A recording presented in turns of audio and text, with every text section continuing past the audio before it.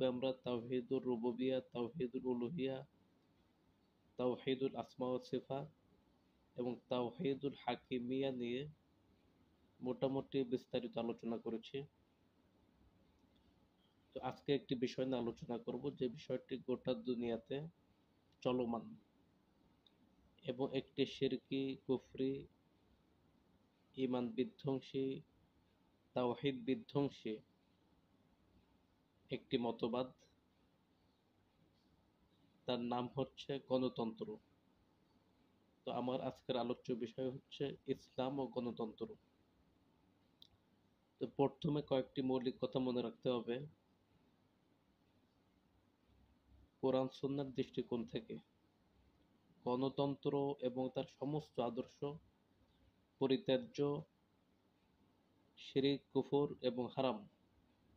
সুতরাং আপনি যদি গণতন্ত্রকে বিশ্বাস করতে চান, তাহলে প্রথমেই আপনাকে ইসলাম সম্পূর্ণরূপে ছাড়তে হবে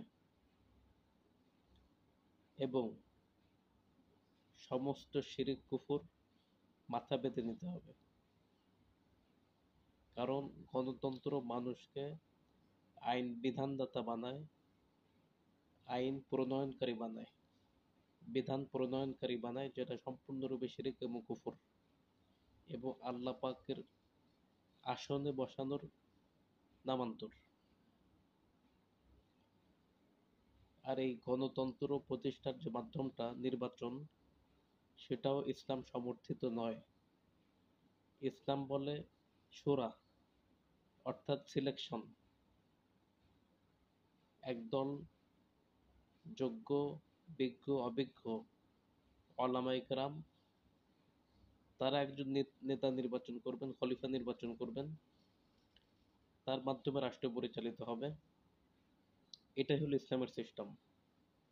এবং ওই খলিফাকে আইন বিধান বানানোর ক্ষমতা দেয়া হবে না, কারণ তিনি তো কোরআন সুন্নাহ দিয়ে রাষ্ট্র পরিচালনা করবেন।